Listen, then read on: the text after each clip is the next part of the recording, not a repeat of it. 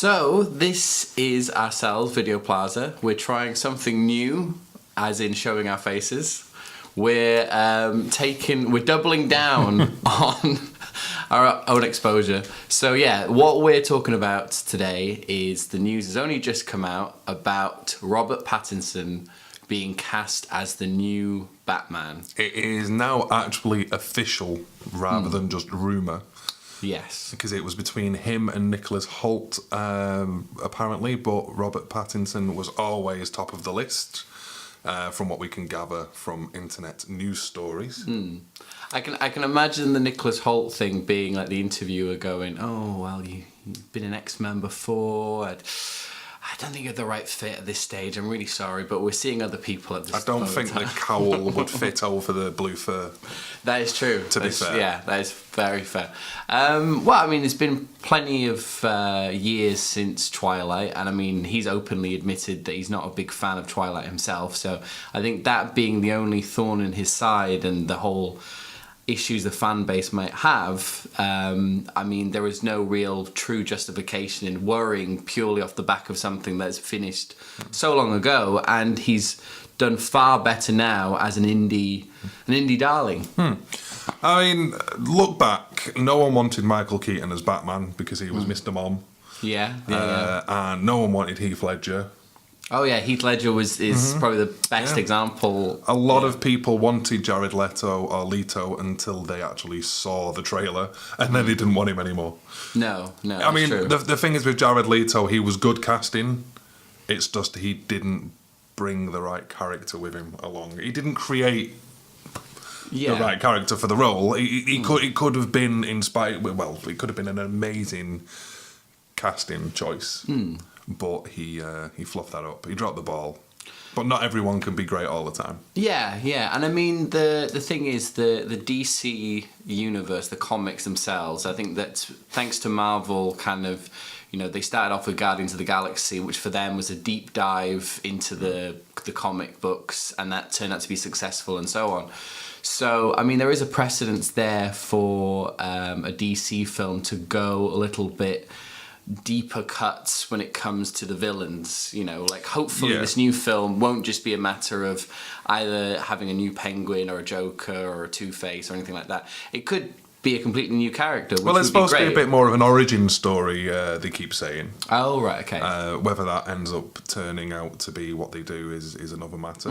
But who would you like for the villain on this? Would you like someone that we may have not seen previously? I mean, I would probably...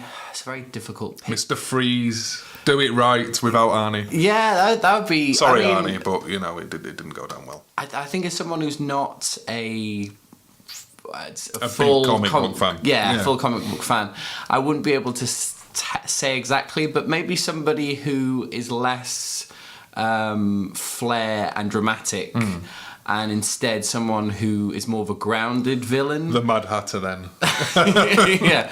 So someone who has maybe a kind of a sympathetic kind of backstory. And well, that would be like Mr. Freeze. Yes, I mean, like something like that, yeah. Maybe something that's in the same way that the first Batman, the Christopher Nolan Batman film, they went more for a subtle villain with Scarecrow. And then obviously... Who was actually in all of them, wasn't he? He was in all of the Christopher Nolan ones. Yeah. Because he was a judge in the third one. Yes, true, yeah. And then he had a presence in the beginning of the second one, yeah. So yeah, somebody who just will able to add that slight kind of noir feel to it. I mean, I'd like to think that that's the direction they're going. Well, it's been directed by Matt Reeves, and what I know of Matt Reeves is the second and third of the trilogy of the Planet of the Apes rebooted films. Yeah. And they were they were really good. I mean, the first one was really good, but Matt Reeves didn't direct that one. But the second and third did up the quality quite a bit, and I did enjoy them a lot. So I have faith in him. I don't have faith in Warner Brothers. But I do have faith in Matt Reeves. Yeah. I think as well is an issue that people have found with the whole DCEU is the touch and go CGI That's always seemed to be an issue. Well, when they were like more Snyder-verse style, his CGI either sinks or really works well. I mean, it worked well in 300 and The Watchmen, which a lot of people didn't like The Watchmen. I enjoyed it. Wasn't amazing, but I do like rewatching it every so often. He could have done a worse job, and I kind of understand why they hired him. You know, obviously because that being a DC property, I can understand why they hired him after Watchmen for the Batman v Superman.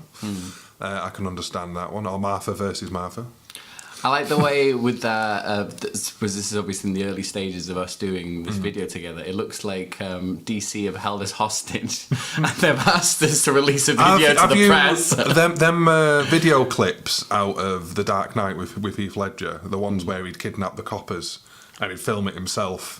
Yeah, that's that's what this is. You know? It is. Yeah, my hands are like tied somewhere back here. If having our faces on camera actually works out in the long run, we will be investing in a green screen. I think. Yes. To get rid of the shine off the top of my head.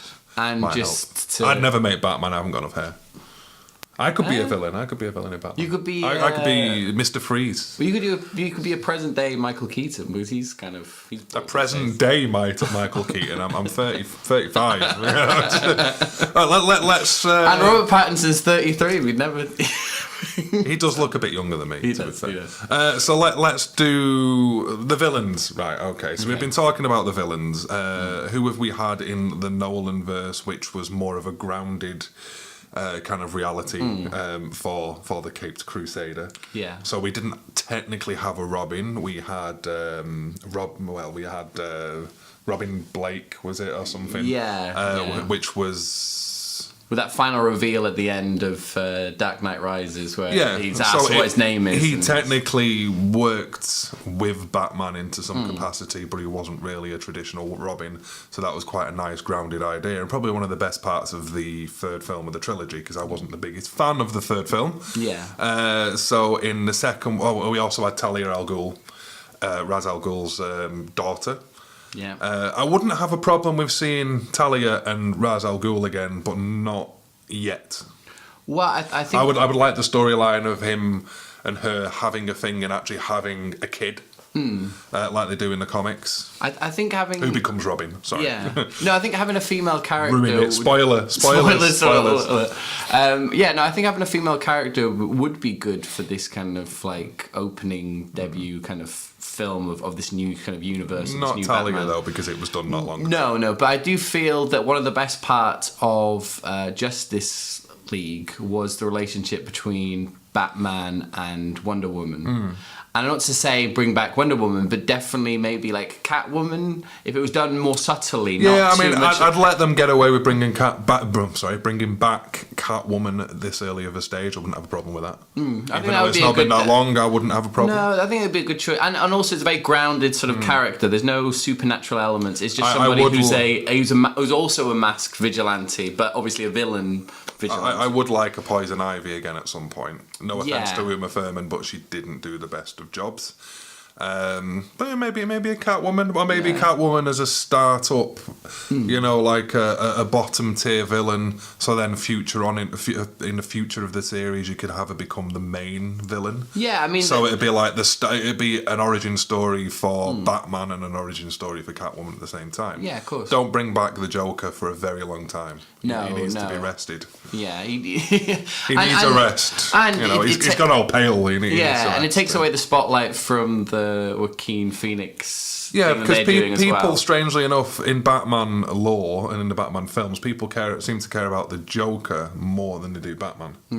Now, if you came out with saying we're going to have the Joker in it and Batman, then people would care more about the Joker casting, I think, than the Batman casting. I think also with the Joker casting, it comes from a sort of a slight bit of fan sort of narcissism sort of thing. Is like with Rick and Morty, that toxic kind of fan base. That's where the toxic fandom comes in. Is that people want to identify so badly with Rick kind of thing. That like, yeah, I'm someone who doesn't play by the rules. I'm an intellectual who's misunderstood and all this kind of stuff. I mean, Rick's... and I think people want to identify in the same way with Joker, that despite the fact that obviously he is a callous villain, that they see themselves in that character as being this kind of misunderstood intellectual, darker, you know, sort of duality kind of personality and all this kind of stuff. People always side with the villain. Yeah, and especially when it comes to the Joker. I mean, not to say that he isn't a character that isn't worth getting behind and enjoying, but they can create that toxic fan base, much like with Rick and Morty, I think. So are we happy with the casting of Robert Pattinson?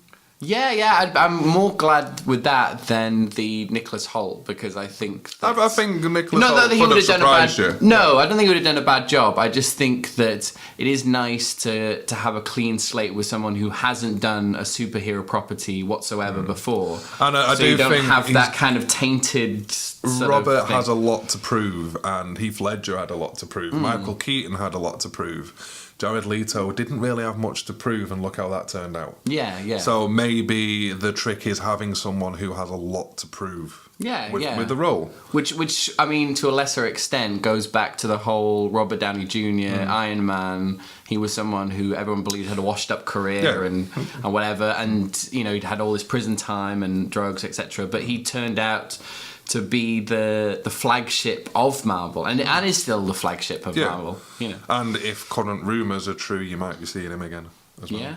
But we won't talk about that right now. No. So yeah, that is our thoughts on the new Batman film and the new casting. Yeah.